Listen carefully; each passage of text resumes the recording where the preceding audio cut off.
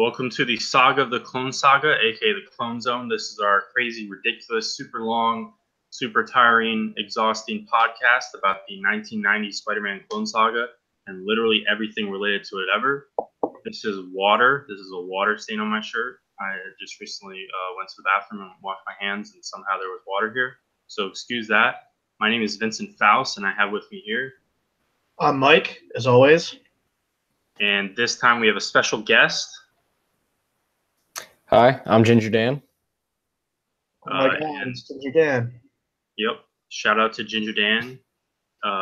Mike, who's our sponsor this week?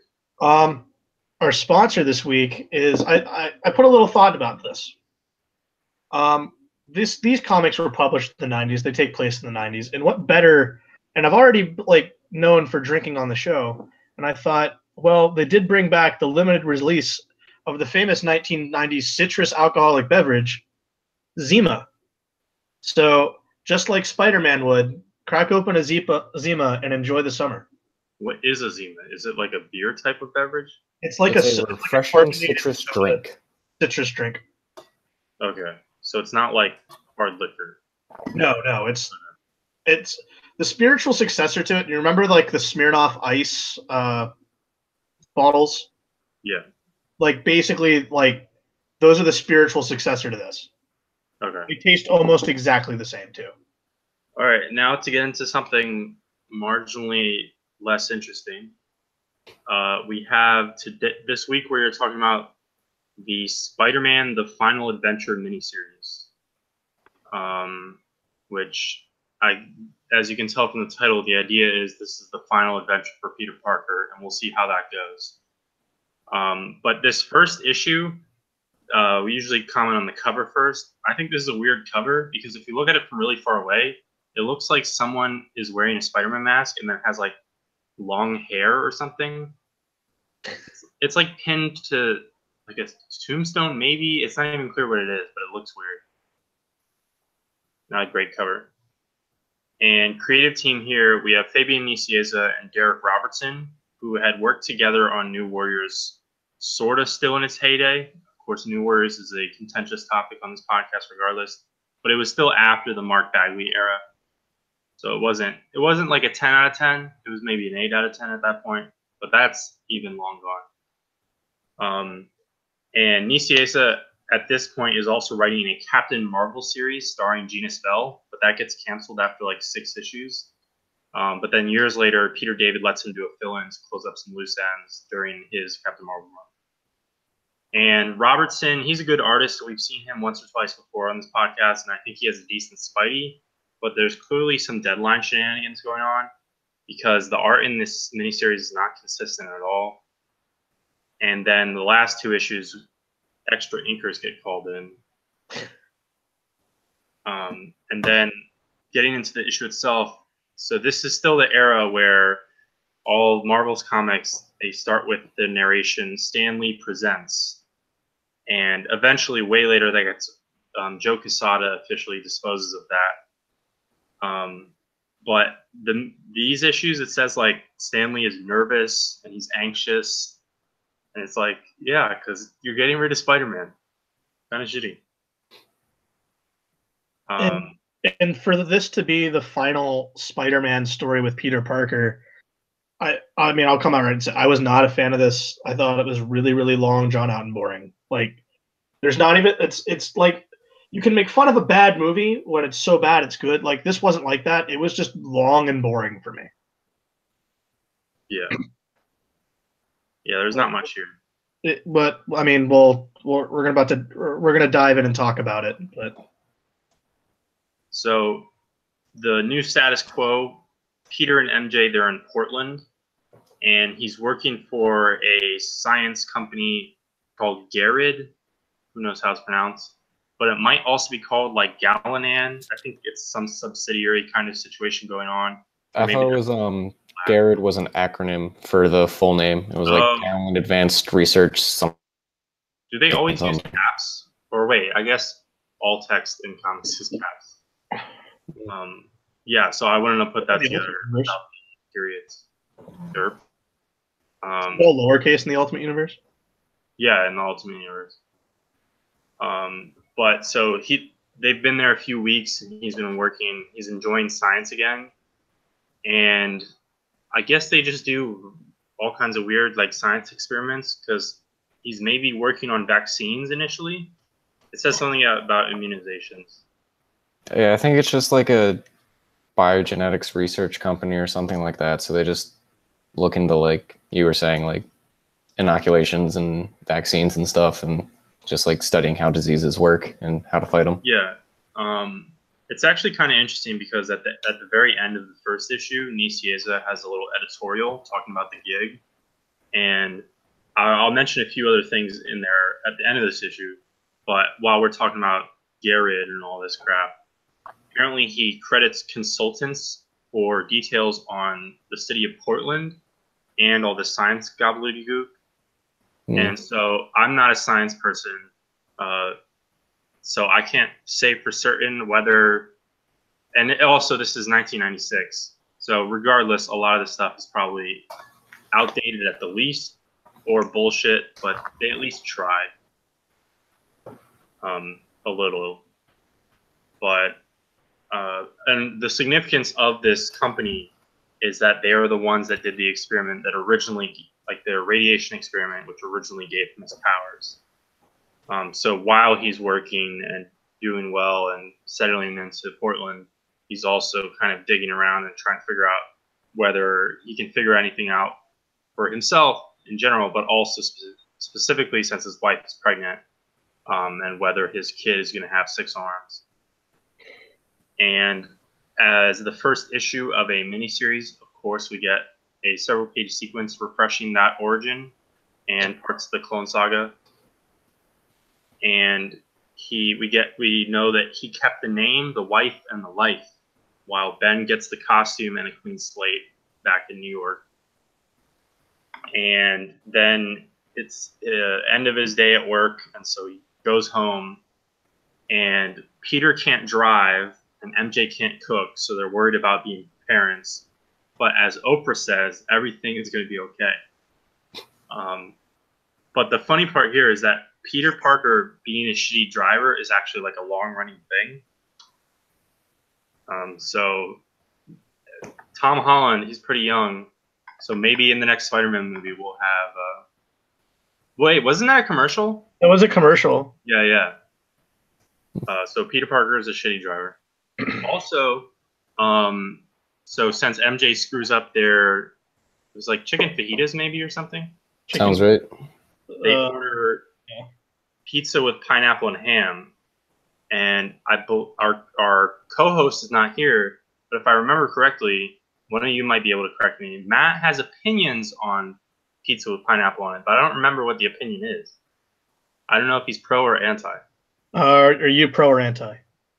I don't really like pineapple in general, but I'm pro the idea. It's very weird. I'm not really high on pineapple, but I've had pineapple and ham pizza before, and you know what? It's pretty damn good. So I could go for that once in a while. Yeah. And then we learned that Peter Parker, he also has trouble sleeping since he'd usually be out patrolling. But he did keep a costume around, and he kind of just crawls around on the ceiling. Didn't he keep the costume because MJ told him to? Yeah. She's like, just in case or whatever. And then pulls it out, she's like not happy about it. Over at the Bugle, Ken Ellis, our favorite reporter, is bugging Ben Urich about the links between Peter Parker, Spider-Man, and the Scarlet Spider. And at Garrett, a scientist whose name is it's like Dr. Staphos. Mm-hmm. He's testing some kind of skin graft technology on a convict, going against protocols, and it seems to just mutate him further. And Ben keeps getting his Pete keeps getting his Spidey sense set off while he's just working, which they don't like. I mean, this happens every episode, but it's not really how the Spidey sense works. Like, the implication is, yeah, Staphos is doing shady shit, which he is, but it doesn't pose a threat to Peter Parker. And also in this miniseries, every time his Spidey sense goes off, Nicieza gives us like this weird reference or a metaphor, and they're always odd. But so Pete does some digging into Staples' work, and then he figures out what she's working on, and that her current version of the skin graft thing isn't working. So he decides to just mix his blood in with it, which I feel is that's not following protocols at all. That's pretty sketchy. It's very not sanitary. But I mean, it's an experiment. You gotta try everything. Yeah, science. And Staphos injects this convict guy whose name is River Varys. That's a pretty weird name on both fronts. So I wonder if it's a take on River Phoenix, because he would have been really popular by this time. When did he die? Oh, shit. Sure, he's not even dead. Oh, I'll look it up. All right, you look that up. But Staphos injects Varys with the new formula, and he turns it into a spider-like creature, complete with organic webbing. Oh, he is definitely dead at this point. He died October 31st, 93. Okay, yeah, he's dead. But maybe the name had an uptick. Oh, it definitely did. So then Pete goes off to save the day in his suit, which starts a huge argument with MJ. And it's like, oh, we're going to be parents, blah, blah, blah. It's the same argument that they're always making with married MJ and stuff like that. But it's also like, I don't know, because they've been married for a while at this point, like 6 years. And obviously there's occasional arguments, especially when shit really goes down. But she's mostly okay with him being Spider-Man. But I guess with Ben and all this stuff, they're trying to officially move on. So it works a little bit. And Varys, this dumb freak, he never calls himself this. And I think we have a news person call him it like later on, but his name is Kendrill. Because everyone needs a dumb code name. Mm-hmm. And the next issue tease at the end of the first one asks whether a marriage will end, which hopefully not. But I mean, that's kind of one of their underlying goals of the Clone Saga as a whole. And then back to that editorial that Nicieza has real quick. I think it's interesting to note that he name checks Stan Lee, Roger Stern, J.M. DeMatteis, Peter David, and Tom DeFalco as the people that he thinks did the best job on Spider-Man, which there's a few absences there. Obviously, there's a huge gap between Stan Lee and Roger Stern, but it's interesting to note. And obviously, Peter David, I mean, he had a sizable run, but not nearly as significant as the others. And it also talks about how he had left the X-Men gig and was looking for his next thing, and that's because he got fired by Bob Harris because the X-Men line is all crazy right now. So has Marvel filed for Chapter 11 yet? No, that's coming up because we're still. I mean, our publication date we're in early '96, but technically these issues I think still would have been coming out at the end of '95. Well, so, yeah, because the last issue was Media Blizzard, so that was set during Christmas time. So yeah, so the bankruptcy it's sometime in '96, but it's not too far away. So the second issue, the end of the first issue also had a tease for the next cover, but then the actual cover is like washed out or something. It's kind of weird. And Kendrill looks absolutely ridiculous. He looks, you know what he reminds me of? He reminds me of the Todd McFarlane and Robert Kirkman creation Haunt. Haunt? Yeah. That's who he reminds me of. Who did Capullo draw the opening of Haunt? I think McFarlane did. Okay. I don't know who drew it. I know Todd definitely did the covers. Yeah. Tendril kills a guy leaving a bar because he's a serial killer between these issues, I guess. And there's some weird narration about how this guy had another guy hitting on him, and he doesn't swing that way. And then when he gets abducted, he's like, "Well, that guy's looking more attractive by the minute." I'm like, what? What is this writing? You know who he also? If I want to pull a really obscure villain out, what this guy reminds me of. You know who Charaxus is in Batman? No. He's like this weird, like bug cocoon guy. Hmm. So he looks like a lot like that too. And the victim here is an aspiring artist with the last name Byrne. So I'm like, is this a reference? Probably not, but could be. Also, I'm pretty certain this guy, when they show the newspaper, I'm pretty sure he has a Big Guy and Rusty the Robot t-shirt, which is a Dark Horse book from Frank Miller and Jeff Darrow. And then the owner of the bar interviewed in this article is Glenn Greenberg, who is a Spider-Man editor at this point. And I think an editor on this book, in fact. And yeah, so Pete's been dressing up pretty much every night for a bit because there's a little bit of time skip. And he's using their unborn child as an excuse to go out, which is, as I explained, he's like trying to investigate anyways. But I thought it was interesting. He uses gender-neutral pronouns, but not actually. He just lists all the pronouns. And then Ken Ellis tries to call MJ, but she doesn't bite, and and Ken's not actually making any progress on that front. And then there's some narration, which kind of, I mean, it makes sense because I guess it forces character growth by the end of the series. But there's narration of Pete. He's like, I am Spider-Man, and I only feel alive when I have the costume on. And he brought the costume, but apparently he forgot to bring web shooters. So he, like, jerry rigs a crowbar into a grappling hook. Yeah. Mm-hmm.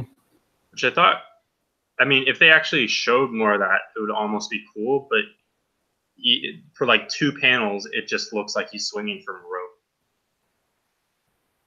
So he tracks the security team down, and Tendril has his victim strung up under a bridge. And we get a Ross Perot reference, which is always welcome. And then a news helicopter rolls around. And while he's fighting Tendril, he makes a joke about how he's already had extra arms. And for that, go read Amazing Spider-Man 100.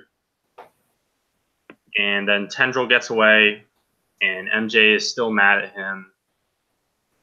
And turns out the news helicopter being there is due to Garrett's communications guy thinking that it would be good press, but it just backfired.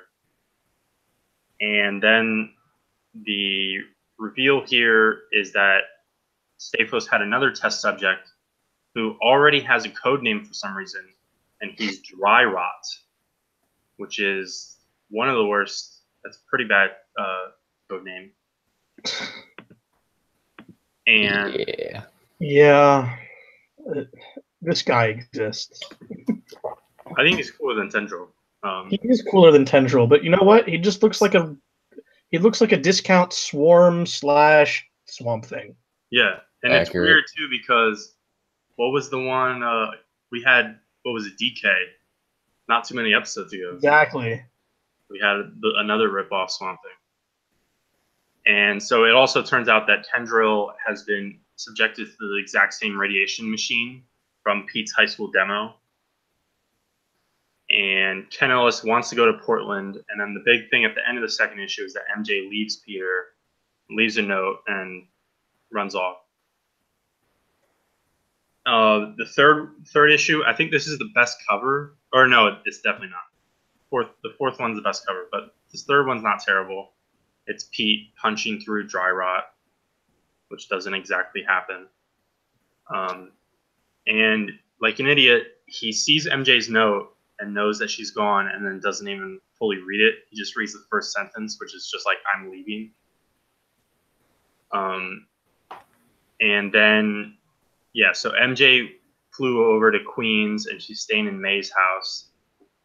And she expected to hear from Pete, but he didn't read the stupid note, so she's kind of frustrated. And she's doing a modeling gig while she's in town. And Ken Ellis, he was denied by Robbie to be able to fly to Portland to investigate the Parkers. So he keeps digging in New York. And Dry Rot, his name is Paul Contoni, and he's off living in the woods by himself. And he's all messed up. He's the Swamp Thing ripoff, like we said. I mean, he's basically just a big old pile of leaves that can form itself. Yeah. And Ellis, he interviews Betty Brant and learns a little bit more about Spidey's early career, including an inset flashback copying Ditko.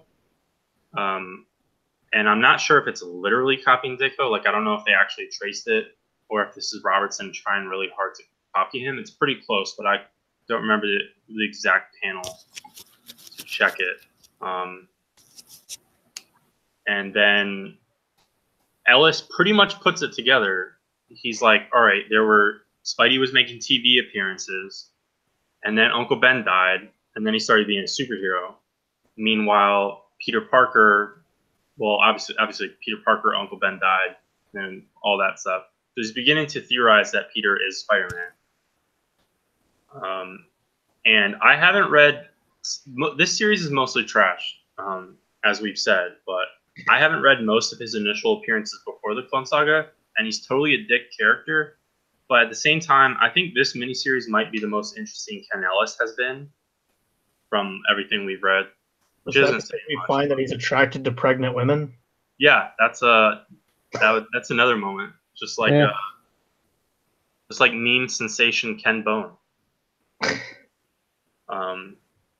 And so Pete goes to Contoni by himself after he was unsuccessful going with the security guy, and he catches him fighting a bear, and it's never explained why he's fighting a bear, and the bear just disappears. It's because they needed an action scene because nothing happens in this book. Yeah, but there's not even action. There's like one panel where he's like hugging the bear, like half like engorging him. It's really weird. And then we get like a full page of crappy bear puns, including Spider-Man. I mean, he's not talking about this, but he pretty much literally says, use lube when going bareback. Yeah. That's why is it? Your friendly neighborhood sex advice man. Yeah, and then your video went away, by the way.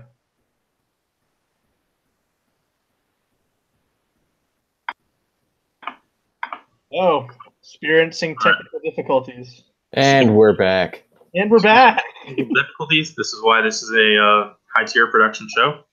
So moving on, Spidey tries to appeal that he's similar to Dry Rot, even though they're totally not at all.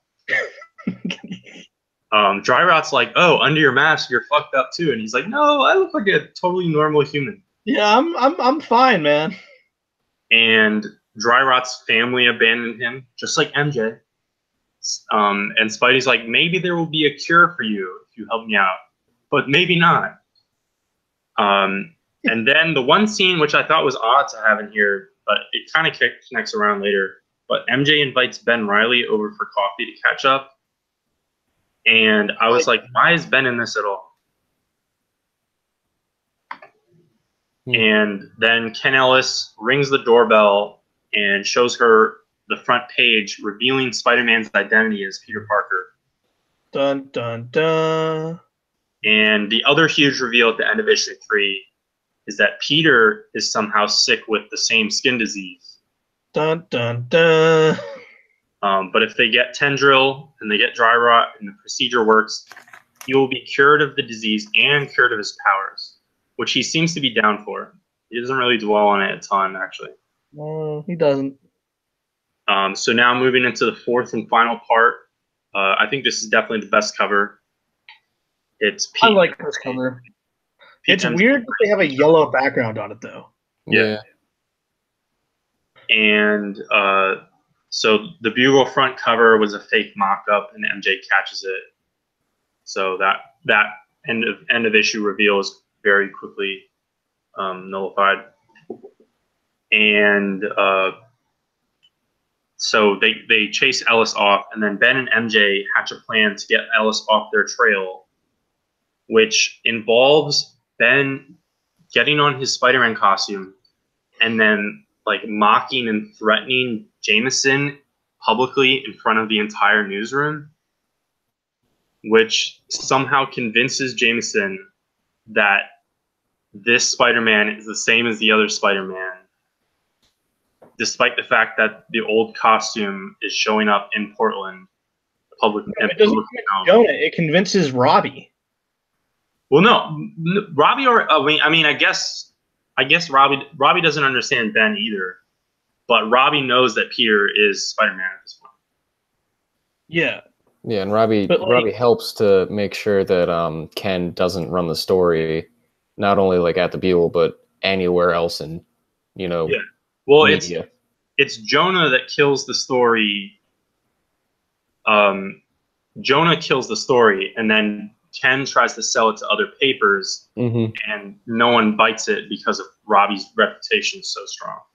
Right, and then like he has Ken try to call a bunch of other outlets to try and like sell the story other places, and then like he's shot down on every single one of them. So that's that subplot. But back to we skipped over the part with Spider-Man going after Tendril, where like the dialogue is written upside down because he's hanging upside down. Yeah, and like this is awful. It's like, I don't know, it's like just barely clever. And if I had the single issue or was reading it in the trade, which I totally have, or even if I had a tablet, it would be like, oh, all right, for 1 second. If you're reading it on a tablet, you'd have to put rotation lock on. But I'm sitting here reading digital on a computer, so I'm like, fuck that. Let me just skip these panels. Pick up your monitor and like. Yeah. And he busts in on Tendril, and he uses the spider signal as a spotlight, which is always fun.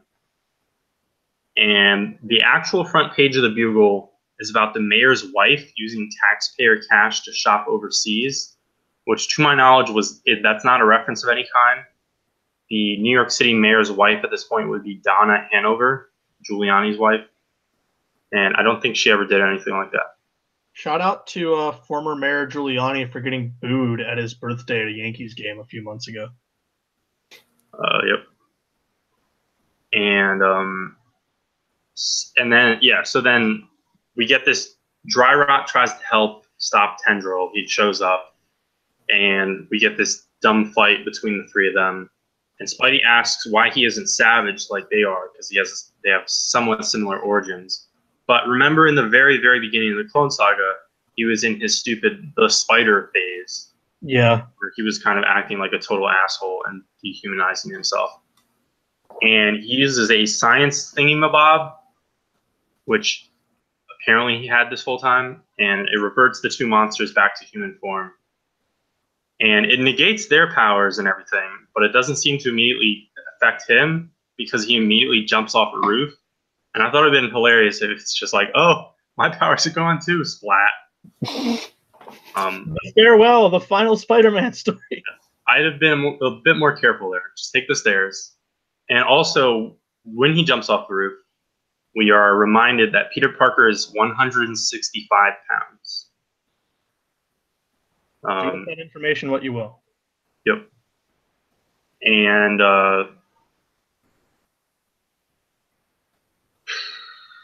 and then Tendril and Dry Rot, they're hooked up to the machines, and Tendril resists last second and like bounces some machines out of the way, which causes Pete to have to run in to hold equipment in place physically, which is very painful. But Tendril just resists again, so he's dead.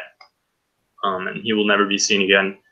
Dry Rot is cured, and so is Peter, of both the skin disease and his powers, but not really. He actually totally still has his powers. They're just described as like being locked away, and he doesn't know how he may be able to access them again. And he's back home, and he's putting away his costume right as MJ walks back in the door. And then we finally get to see the full note, and she was frustrated, but she was basically like, all right, I got to go for this modeling gig, and hopefully things will cool down between us by the time I get back. Call me. Yeah. And then we get some cool pages where Pete and MJ, they're just hanging out in Portland having fun. And there's a nice moment where Pete's like explaining that the concept of Spider-Man lives on by him just being a nice and responsible guy. And that's the tree. That he does. That's the end of Peter Parker for now.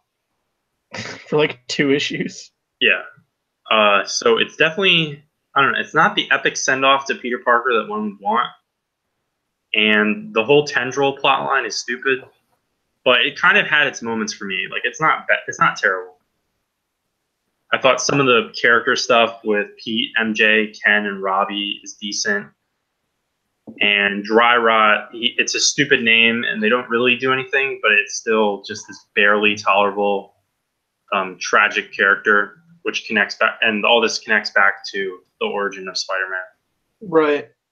Which I feel like they tried a little hard to have it be like super roundabout in the people company that originally gave him the powers, and they just happen to have the exact same machine that gave the spider the radiation that eventually gave him his powers. But I can see why they did it. I would have liked to see him fight like one of his classic villains as like a send off. We didn't get that at all, which is kind of a letdown. We get 2 villains that, well, one villain and then like a monster that ends up helping him out that we're never going to see again. Which Spider-Man villain do you think would be most likely to move to Portland and set up a hipster coffee shop? The Vulture. That's what I was. That was going to be my guess. But the Vulture, remember, is a de-aged energy vampire at this point. That's true. But does that make him more likely to move to Portland? Yes. So, if you were a longtime Spider-Man fan and you weren't down for all this Ben Reilly mess, would this be a good spot to jump off forever? No, because not at all. Tales is going on, and you can read that. Yeah. And you probably should have jumped off a long time ago. Also, if you're still reading Spider-Man, you'd probably be a smart enough comic fan to know that this isn't going to last forever. Yeah. I want to get into some of the behind-the-scenes stuff real quick. So originally, the finale of this miniseries was supposed to be the birth of their child. Okay. The problem is that editorial officially decided to restore Peter Parker as the main Spider-Man while this series was being made. So was this like a last-minute, like 11th hour thing that they did? That they changed, but this miniseries was planned, and while this was being made, they decided to restore Peter Parker, which makes this series would be like an 11th hour thing. Yeah. Right? But it makes this series entirely moot. They're obviously still stuck with having it. How the hell are we gonna deal with this pregnancy? And they're arguably stupid minds. That's definitely my take. Dictated that Spider-Man couldn't have a child and keep being a superhero, despite the flagship. Besides Spider-Man, the flagship Marvel characters of the Fantastic Four having Franklin and doing way more dangerous shit. Then, of course, years later, you have several superhero characters with children. You have Jessica Jones, which you can kind of excuse on some technicalities. She doesn't really go out doing that much, and the child kind of does get in danger a lot. But then you have Jessica Drew. She's kidnapped at the end of at the end of Secret Invasion. And then you have Jessica Drew, Spider-Woman, which that's very recent, but the entire gimmick of that era of her series was not only is she eventually a superhero single mother, but also for a while she's being a superhero while pretty far along in a pregnancy. Well, also you're missing the big one. What happened when with Superman? Well, yeah, Superman has a child now. Batman has a child, and both of them, their children, in fact, are in the family business essentially. Wally West had kids until he was destroyed, but he had 2 kids. There's definitely some nuance to the argument. Well, it just makes it funnier that years later we get Renew Your Vows. Yeah. Well, yeah, and well, we get Renew Your Vows, and then the time skip in Renew Your Vows where all three of them, the whole family, are superheroes together. Which everyone hated the time skip though. Yeah, well, mostly because Conway left. Well, no, he didn't want to do the time skip because he thought it was stupid, and everyone else didn't want a time skip ever. Like it was a pure case of Marvel going, "We're going to do this," and everyone was like, "No, we're enjoying this. Don't do it."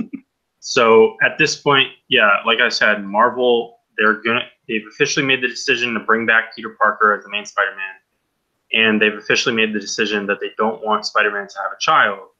So what the hell are they going to do with this pregnancy? So we get to look forward to them dealing with that. You've said it before, as Matt Ford would say, resurrect Norman Osborn and have him eat the kid. Yeah, that's not exactly what happens, but it's very close. You can read between the lines with that. And so then, for a while, speaking of last-minute changes, instead of the finale of this miniseries being the birth of the child, it was considered for this miniseries to end with a miscarriage. Oh my god! So much for a final misadventure. But it would be such a down ending. Yeah. And the lower editors, like Greenberg and Tom Brevoort, in fact, were like, "No, we're definitely not doing that." So they're just putting off dealing with the pregnancy for now. And then, regardless, the other Spider-Man writers got mad when this book came out because they thought that such a major status quo change for Peter, talking about losing his powers, shouldn't be handled in a side project, which is what this miniseries is. Well, what did they want? They Yeah. They spent almost 2 years setting up for Ben to take over in the main books. All right. And now I just realized we totally forgot. Dan, do you want to go in a bit on your thoughts on Spider-Man and your history with the character? Sure. So I've always been a big Spider-Man fan. I kind of blame the 90s animated show because that was on all the time when I was a kid, so I'd watch that a bunch. That show's awesome. Just don't have to blame it. Yeah. Well, blame can be a good thing if you let it be. But yeah, I watched that a lot as a kid and a few of the other Spider-Man shows. The Tobey Maguire, Sam Raimi movies coming out when I was a kid. My uncle would always, take me to see them. Played, a lot of the games on PlayStation 2. And then as I got older, started getting into a few of the comics, here and there. I still haven't read as much as I'd like, but, one day I'll get there. And, yeah, that's about it. I don't know. So jumping in here, so have you ever touched the Clone Saga before? And jumping in here, are you intrigued in any way? I don't think I've touched the Clone Saga before. And jumping in here, I'm intrigued to see if there's anything better, but not enough to actually try and find out. So that's a wise decision. But if you or any of our other people somehow jumping in at episode 34 would like to find out, you could always just watch our podcast. Watch or listen to the Saga of the Clone Saga, aka well, not only that, but if you enjoy Ginger Dan being here, he is in 2 other podcasts on this channel. Only 2? I think so. Are you in more than one? I know you're definitely in you're in the Flash Volume 1 by Mark Waid we did, which Volume 2 of that is coming soon at some point. We're trying to get everyone at the same place and time for it. And then me and Nelson also did Grant Morrison's The Mystery Play. That we did. I don't know. I know those 2. Did we do anything else? Haul videos, just like pure haul videos and stuff. I think I've been in a handful of other podcasts, but those are so far gone I couldn't even tell you what they were. They don't even exist anymore.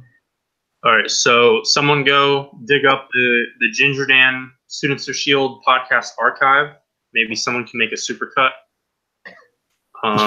So like a minute-long supercut. I'm proud of that. So thanks again to Ginger Dan for joining us for this episode. Next episode will be a chunky one. We have the return of Kang. Kang, oh yeah, is the main feature with an obvious title. We get more Doc Ock, and the Parkers immediately come back into New York to make this episode pointless. plus Black Cat and the Silver Surfer as the cherries on top. What? Tune in. That's so many people. And thanks for watching. Peace. Get home safe.